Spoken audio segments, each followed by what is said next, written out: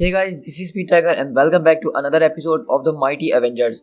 और आज के स्टाइल के अंदर हम एक ज़बरदस्त किस्म की स्टोरी देखने वाले हैं।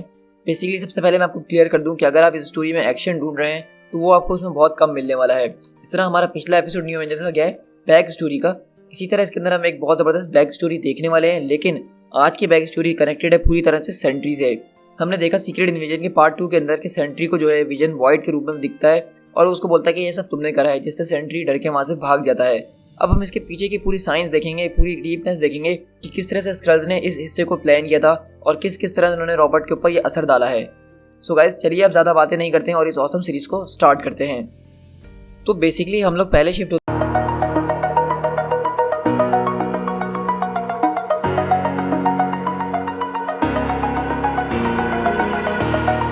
Over the edge, feel like I'm floating through the air. The pain I felt is paid for, all is said and done. Oh, I am restricted, fixed upon the web. I need to kick the habit that my mind is breathing in. Break out, I've got to see. Spent all my life holding all of it closely. I played it innocent, a feel of discontent. I'm finally facing it all, fearless.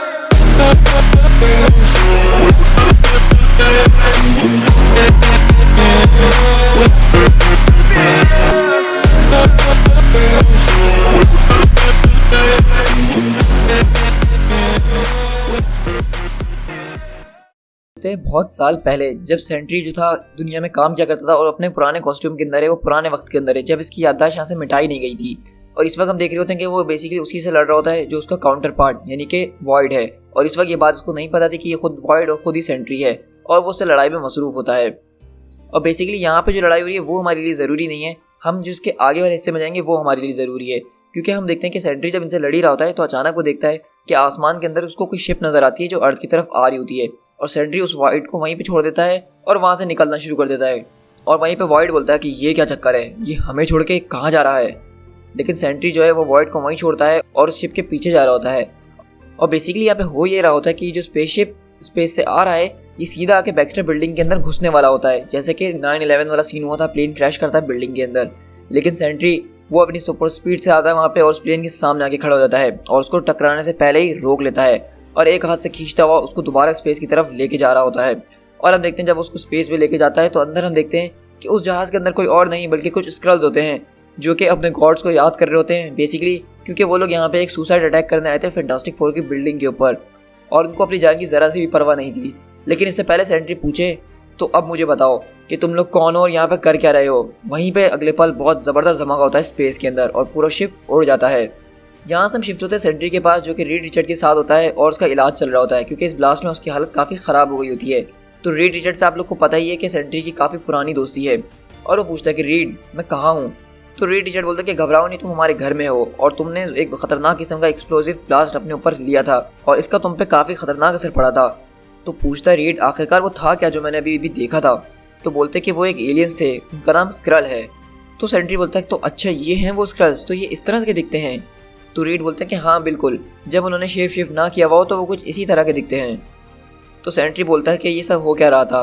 तो mister fantastic बोलता है कि ये पुरानी बात है क्री school war की, हम लोगों के बीच एक जंग हुई थी और उसमें मैंने उन लोगों को बहुत नुकसान करा था। तब से स्क्रल्स जो है मुझसे और मेरी फैमिली से सबसे ज़्यादा नफरत करते हैं और आज बेसिकली उन्होंने हमें मारने की कोशिश की थी। वो तुमसे इतनी ज़्यादा नफरत करते हैं कि वो तुम्हें यहाँ पे मारने के लिए आ गए और खुद मारे गए, उन्होंने अपनी जान की परवाह तक नहीं की। मुझे इतनी हैरत है कि कोई तुमसे इतनी नफरत कैसे कर सकता है। तो बेसिकली हम लोग यहाँ से देख सकते हैं कि स्क्रल की सबसे ज़्यादा नफरत है इन ह्यूमंस के लिए वो रीड रिचर्ड के लिए है और इसीलिए रीड रिचर्ड को उन्होंने एक अलग ही ट्रीटमेंट सोची हुई है। तो रीड रिचर्ड बोलते हैं कि वेल उनके डजन्स ऑफ प्लैनेट्स हैं और उस पर हज़ारों करोड़ों लोग रहते हैं और वो सब मुझसे इतनी ज़्यादा नफरत तो नहीं कर सकते हैं। लेकिन बॉब तुमने एक अच्छा काम किया और तुमने सिटी को बचा लिया और मुझे देख के अच्छा लग रहा है कि तुम अभी बिल्कुल सही सलामत हो और तुम्हारा ज़्यादा नुकसान नहीं हुआ। और मुझे बताओगे क्या तुम्हारी फीलिंग्स इस वक्त कैसी हैं, तुम कैसा फील कर रहे हो। तो वो बोलता है सेंट्री क्या तुम्हें लगता है कि मैं। तो रिचर्ड बोलते हैं कि क्या तुम्हें कहीं ये तो नहीं लग रहा है कि तुम स्क्रल हो।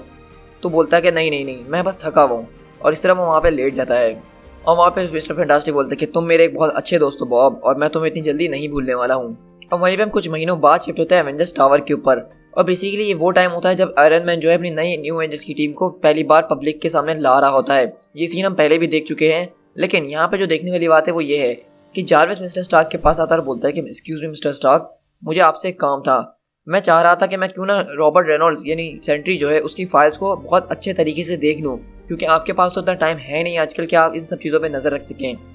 तो आयरन बोलता है कि सेंट्री तुम उसकी परवाह क्यों कर रहे हो। तो बोलता है कि देखिए मिस्टर स्टार्क, आप तो जानते ही हैं कि अभी कुछ दिन पहले जो है अवेंजर डिसअसेंबल का इवेंट हुआ था जिसमें वांडा मैक्सिमॉफ ने जो है एक ट्रेजेडी हमारे लिए क्रिएट कर दी थी। और आपको तो पता है कि सेंट्री की जो मेंटल हालत है वो कुछ वांडा मैक्सिमॉफ जैसी ही है, और मैं नहीं चाहता कि हमारी फैमिली में दोबारा से कुछ ऐसा हो और ये अवेंजर्स की टीम दोबारा से टूट जाए। तो टोनी स्टार्क बोलता है कि जार्विस देखो, जो वांडा के साथ जो कुछ भी हो उसमें तुम्हारा कोई भी फॉल्ट नहीं था। तो जार्विस बोलता है कि नहीं मिस्टर स्टार्क, इसमें कहीं ना कहीं गलती तो मेरी भी ज़रूर थी, क्योंकि मैं हर रोज़ उसको देखता था और मैंने उसके साइंस को नोटिस नहीं किया। टोनी बोलता है इस तरह तो फिर हम दोनों ही कसूरवार हुए। तो टोनी स्टार्क बोलता है कि ठीक है, तुम्हारी जैसी मर्जी, और वैसे भी सारी एवेंजर्स की फाइल्स हमेशा तुम्हारी लिए खुली हुई हैं, तुम्हें मेरी परमिशन लेने की भी ज़रूरत नहीं जार्विस, तुम जब चाहो इन फाइल्स को देख सकते हो, और पासवर्ड वो तो तुम्हें पता ही है, और उससे रिलेटेड तुम्हारे पास कोई सवाल हो तो उसके जवाब देने के लिए मैं हमेशा तुम्हारे पास मौजूद हूँ। तो जार्विस बोलता है कि thank you very much sir, और वो जो है बेसिकली रॉबर्ट रेनॉल्ड्स की सारी फाइल्स देख रहा होता है, उसकी सारी वीकनेस, सारी स्ट्रेंथ्स देख रहा होता है, क्योंकि उस वक्त टोनी को ये बात नहीं पता थी कि जार्विस दरअसल एक स्क्रल है। और हम यहाँ से एक दोबारा पुरानी बिल्डिंग के अंदर शिफ्ट होते हैं जहाँ पे सारे स्क्रल्स की मीटिंग हो रही होती है, और आज का इनका टॉपिक होता है सेंट्री। और वहाँ पे जो है जार्विस आता है और बोलता है कि देखो, हमारे पास सेंट्री को एलिमिनेट करने की एक नहीं दो अपॉर्चुनिटीज़ है, लेकिन अब वो गुजर चुकी हैं। तो जेसिका बोलती है कि मुझे बताओ कि वो दो ऑप्शंस क्या हैं हमारे पास। तो जार्विस बोलता है कि देखिए एम्प्रेस, हमें कुछ भी करने की ज़रूरत नहीं है, वो खुद सेल्फ डिस्ट्रक्ट हो जाएगा। तो हैंक पिम बोलते हैं क्या तुम्हारा वाकई में सिर्फ ये प्लान है, इसके लिए तुमने हमें यहाँ पे आज बुलाया था। तो जार्विस बोलता है कि देखो, हमने हल्क को भी छोड़ दिया था, और ये जो ह्यूमंस हैं इन्होंने खुद हल्क से जान छुड़वा ली अपनी। इसी तरह रजिस्ट्रेशन एक्ट जो है इसके जरिए इन्होंने खुद आपस में लड़ाई करी और ये लोग बिखरने वाले हैं, और ये बात हम जानते हैं। इसी तरह मैं तुमसे कह रहा हूँ कि हमें अभी भी कुछ भी करने की ज़रूरत नहीं है, इस मामले को हमें ऐसे ही छोड़ देना चाहिए, क्योंकि ये सेंट्री जो है ये कभी भी बिगड़ सकता है और ये खुद ही अपने आप को ख़त्म कर लेगा। हमें इसमें कोई भी हाथ पैर चलाने की ज़रूरत नहीं है। मैं सिर्फ तुमसे यही कह रहा हूँ कि ये बहुत आसान है, इसके बारे में ज़्यादा सोचो मत। ये ह्यूमंस जो है बेसिकली हमारा काम कर रहे हैं। थॉर जा चुका है, स्कारलेट विच जा चुकी है, और डॉक्टर स्ट्रेंज वो बहुत जल्दी बिगड़ने वाले हैं। तो दूसरे एजेंट बोलता है कि नहीं, डॉक्टर स्ट्रेंज इतनी जल्दी नहीं बिगड़ने वाले, वो एक प्रैक्टिस सॉर्सरर हैं, वो बहुत ज़्यादा शातिर हैं। तो जेसिका बोलती है कि बस करो, हम लोग यहाँ सेंट्री की बात करने आए, सेंट्री के बारे में बात करो। तो जार्विस बोलता है कि देखिए क्वीन, वो जो है अपने आप को बहुत जल्द मारने वाला है, और वो अपने साथ बहुत सारे लोगों को भी ले जाएगा। मैं ये सिर्फ हंसी मजाक के लिए नहीं कह रहा हूँ, बल्कि मैंने उसका दिमाग देखा है, वो एक मेंटली इल पर्सन है। उसने जो है अपनी तरह की एक और बीइंग को क्रिएट कर लिया है। समटाइम्स उसको वो ह्यूमन बुलाता है, समटाइम मॉन्स्टर बुलाता है, समटाइम फैंटम बुलाता है, और उसको उसने नाम दिया है द वॉइड। और बेसिकली वॉइड वो है जो कि सेंट्री है। मतलब सेंट्री अगर दुनिया में अच्छा काम करता है तो वो उसका ऑपोजिट वॉइड करता है, और दरअसल ये दोनों अलग अलग नहीं बल्कि एक ही पर्सनैलिटी है। वॉइड खुद जो है सेंट्री का बनाया हुआ एक एस्पेक्ट है, मतलब वॉइड खुद सेंट्री ही है। तो वहाँ पे जेसिका बोलती है कि मुझे बिलीव नहीं हो रहा कि मैं एक ऐसे आदमी के साथ आजकल अपनी रातें गुजार रही हूँ उस बिल्डिंग के अंदर। तो जार्विस बोलता है कि वेल मैम, कि हम दोनों ही एक जैसे हुए फिर तो। वो मैम बहुत ज़्यादा पागल है, उसका अंदाज़ा भी नहीं लगा सकती हैं। एक मास्टरमाइंड नाम के म्यूटेंट ने उसका दिमाग की मेमोरीज को वाइप कर दिया था, और उसको ये बात भी याद नहीं है कि उसने कभी स्क्रल से मिला भी था पास्ट के अंदर। तो इस बात का हम पूरा फ़ायदा उठा सकते हैं, क्योंकि वो हमें अभी तक जानता ही नहीं है। तो वहाँ पे एक और एजेंट बोलती है तो फिर हम अपना वही काम करते हैं जो हम हमेशा करते आते हैं, हम उसके करीब अपना एक एजेंट छोड़ देते हैं। तो जार्विस बोलता है कि नहीं, तुम समझ नहीं रहे हो मेरी बात। उसके सबसे ज़्यादा क्लोज जो लोग हैं वो खुद एवेंजर्स और फैंटास्टिक फोर हैं, और उसके अलावा उसकी वाइफ और थेरेपिस्ट। तो हैंक पिम बोलते हैं ये तुमने करी ना बात, थेरेपिस्ट, हम उसको एक्सचेंज कर सकते हैं, उसको स्विच कर सकते हैं। तो जार्विस बोलता है कि नहीं, इसमें बहुत बड़ा रिस्क है। देखो, तुम मेरी बात समझ नहीं रहे हो। टोनी स्टार्क जैसा ज़बरदस्त बंदा भी जो है वो नहीं जानता अभी तक कि इस सेंट्री की पावर लिमिट्स क्या हैं। इसकी पावर्स लिमिटलेस हैं, और टोनी स्टार्क भी इसका अभी तक अंदाज़ा नहीं लगा सकता है। और इसका मतलब तुम समझ रहे हो, अगर हम उसकी पावर की लिमिट नहीं निकाल सकते हैं तो हम उसको डुप्लीकेट भी नहीं कर सकते हैं, और उसकी पावर बहुत ज़्यादा खतरनाक भी हमारे लिए साबित हो सकती हैं। हो सकता है कि अगर हम एजेंट उसके बहुत ज़्यादा करीब भेज दें तो वो उसको डिटेक्ट कर ले और हमारा सारा प्लान चॉप आउट हो जाए। हो सकता है कि हम ऑलरेडी बहुत ही ज़्यादा क्लोज हों। ये एक ऐसा रिस्क है जिसको हमें लेने की बिल्कुल भी ज़रूरत नहीं है, क्योंकि वो खुद अपने आप को मार लेगा, और ये बहुत जल्द होने वाला है। और मुझे पूरा यकीन है जब हम वॉर शुरू करेंगे तब तक सेंट्री का काम तमाम हो चुका होगा, वो उस रास्ते से हट चुका होगा। लेकिन अगर किसी मिरेकल के जरिए वो हमारी वॉर तक जिंदा बच गया और एवेंजर्स का हिस्सा रहा, तो इसको मैनिपुलेट करना सबसे ज़्यादा आसान है। हमें सिर्फ रूप बदल के वॉइड बनना है और उसको ये बताना है कि ये सब तुमने करा है, ये सारी सिटी के ऊपर अटैक तुम कर रहे हो, तुमने अपने लोगों को बैटरे किया है, तुम उन सबको मार दोगे। और वो खुद देखना रोता धोता हुआ इस अर्थ को छोड़ के यहाँ से बहुत दूर चले जाएगा। तो क्वीन बोलती है कि ठीक है, तुम्हारी बात मैं मान लेती हूँ, लेकिन अगर इन दोनों में से कुछ भी नहीं हुआ तो फिर? तो जारविस बोलता है अगर इन दोनों में से कुछ भी नहीं हुआ तो वो अपना दिमाग खो बैठेगा और इसमें वो बहुत सारे लोगों को जाने ले लेगा। शायद हो सकता है उसके अंदर हम भी मारे जाए, लेकिन फ़ायदे की बात यह है कि वो अपने दोस्तों को भी इसमें अपने साथ ले जाएगा। तो जेसिका बोलती है कि अगर ये इतना ज़्यादा खतरनाक और रिस्की पर्सन है तो टोनी स्टार्क इसको अपने साथ क्यों रखता है? तो जारविस बोलता है कि क्योंकि उसको नहीं पता कि वो इसके अलावा इसके साथ करे भी तो और क्या करे। अगर वो उसको उसके आप पे छोड़ दे तो पता नहीं वो ना जाने क्या करे। कम से कम इस तरह वो टोनी स्टार्क के सामने तो है। और इस तरह हम बेसिकली सैवेज लैंड के अंदर शिफ्ट होते हैं दोबारा, जहाँ पे वही फाइट चल रही होती है न्यू एवेंजर्स और माइटी एवेंजर्स की, जो कि उन स्क्रल से लड़ रहे होते हैं। और वहीं पे हम दोबारा वही सीन देखते हैं कि विजन जो है सेंट्री के पास आता है और उसको रूप बदलते हुए बोलता है जैसा उन्होंने प्लान किया था कि ये सब तुमने करा है। और इस तरह सेंट्री जो वहाँ से चिल्लाता हुआ निकलता है और सीधा स्पेस की तरफ बढ़ता है।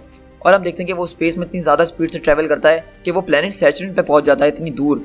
और वहाँ पे खड़ा हुआ उसको जो एक परछाई नजर आती है और उसको ऐसा लगता है कि वॉइड वापसी आ गया है और वो उससे बहुत ज़्यादा डरना शुरू कर देता है।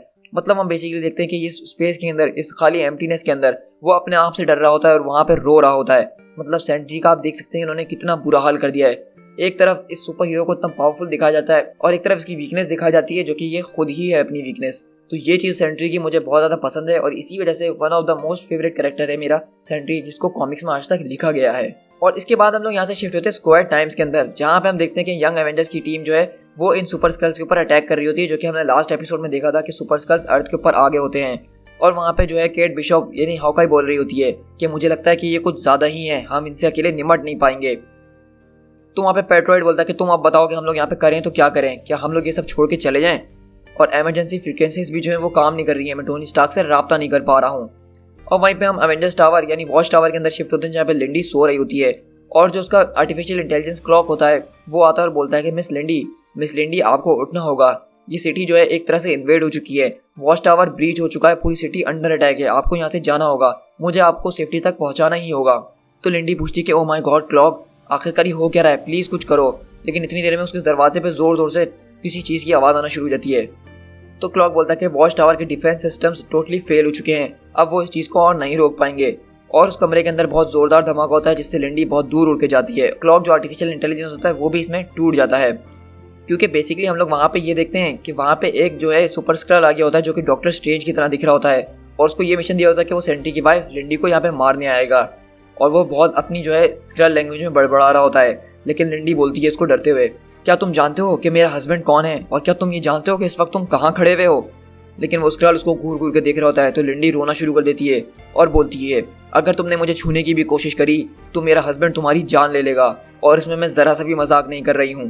लेकिन अगले पल वो स्क्रल जो है उसके ऊपर अटैक कर रहा होता है। लेकिन उसी एक स्प्लिट सेकंड के अंदर हम देखते हैं कि सेंट्री जो कि अभी सैटर्न पे खड़ा हुआ था एक अलग प्लेनेट पे जो कि अर्थ से काफ़ी दूर है, वो अगले ही सेकंड जो है यहाँ पे आता है और वो उस स्क्रल को एक सोनिक स्पीड के साथ आता है और लिंडी से दूर ले जाता है। और यहाँ से हम अंदाज़ा लगा सकते हैं कि सेंट्री की पावर्स और उसकी स्पीड कितनी ज़्यादा ज़बरदस्त है। और हम देखते हैं कि सेंट्री जो है इसको बहुत बुरी तरीके से मारना शुरू करता है। लेकिन वहीं पे वो जो सुपर स्क्रल होता है उसके पास ब्लैक बोल्ट जैसी पावर्स भी होती हैं और वो ज़ोर से चिल्ला रहा होता है और वो सेंट्री को दूर उठा के फेंकता है और लिंडी के पास दोबारा मारने के लिए आ रहा होता है। लेकिन अगले पल सेंट्री दोबारा लौट कर आता है और उसकी बहुत बुरी शामत बुलाता है और टावर से निकाल के बाहर फेंक देता है।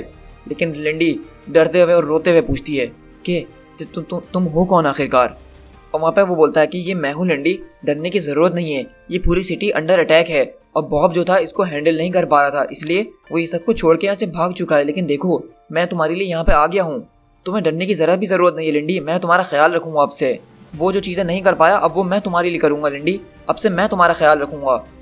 और बेसिकली हम लोग देखते हैं कि यहाँ पर सेंट्री तो नहीं लेकिन वॉइड लौट कर आ गया होता है, जिस वॉइड से सेंट्री ने इतनी मुश्किल से जान छुड़वाई थी, आज एक स्क्रल की मैनिपुलेशन की वजह से वो वॉइड वापसी लौट कर आ गया है। और लिंडी रोते हुए बोलती है कि नहीं नहीं नहीं प्लीज़ मुझसे दूर रहो, मुझसे दूर रहो। लेकिन सेंट्री जो है उसको गले लगा लेता है और बोलता है कि देखो लिंडी डरने की ज़रूरत नहीं है, अब सब कुछ ठीक हो जाएगा।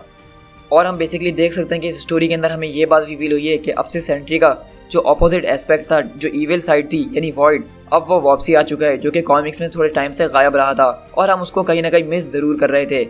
लेकिन आज जो स्क्रल ने उसके साथ करा है उसके ज़रिए वॉइड वापसी आ गया है और लिंडी की उसने जान बचाई है। To be continued.